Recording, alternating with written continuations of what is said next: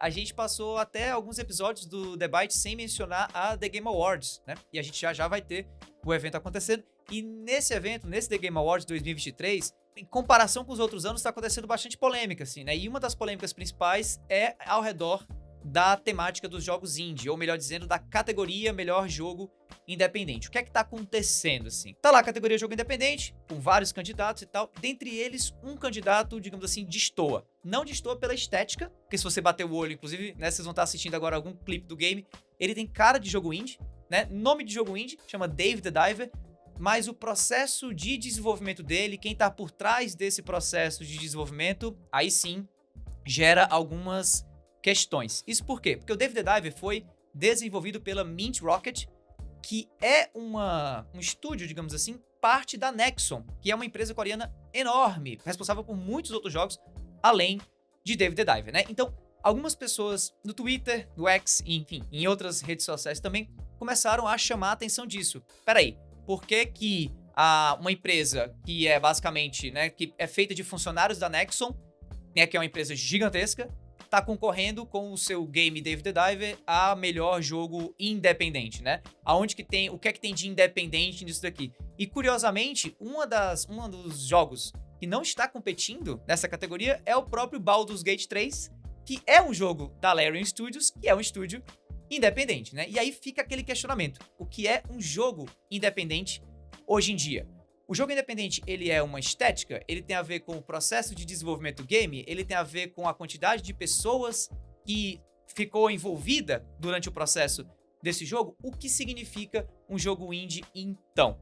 Edu, o que é um jogo indie? Então, que difícil, né? Cara, pra mim, o jogo indie é o jogo independente. Eu acho que tá no nome. Eu não acho que a gente deveria ter que ultra desenvolver e explicar o que é um jogo indie. É um jogo independente. É um jogo que é feito por um estúdio que não tem que prestar contas pra uma publisher, pra investidores.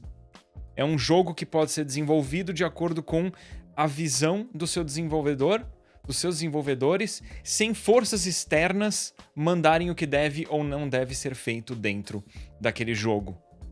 E no caso específico do Dave the Diver, eu não acho que ele deveria concorrer a jogo independente, porque por mais que o estúdio que cuidou do game dentro da Nexon tenha tido liberdade, esse estúdio com certeza pensou ali: pô, meu, se a gente precisar um pouquinho mais de verba pra esse jogo aqui, a gente pede, os caras vão liberar.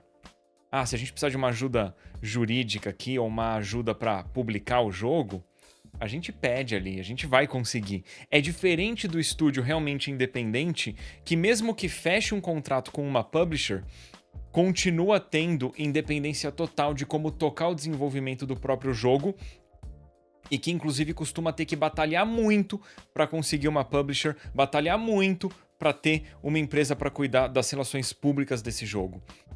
Então, para mim, a Larian é mais independente do que a desenvolvedora do Dave the Diver. E agora, uma questão que eu queria tocar é o seguinte: o The Game Awards é a premiação de jogo do ano mais conhecida, só que não é a única.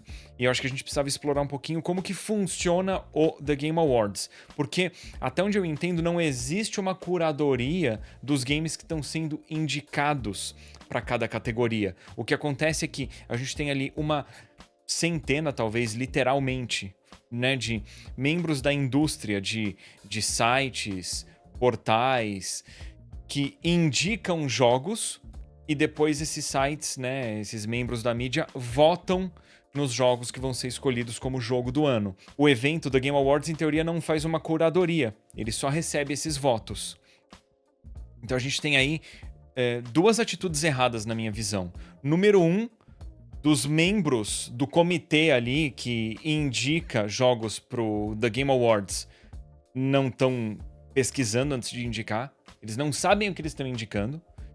Isso me demonstra uma falha nas empresas que podem votar no The Game Awards. E junto me indica uma falha na organização do The Game Awards de não ter uma curadoria, de não, no mínimo, reparar que, opa, temos aqui dentro da categoria independente um jogo que não é independente. Isso tá esquisito, vamos cuidar da situação. Então eu acho que dos dois lados existe uma falha.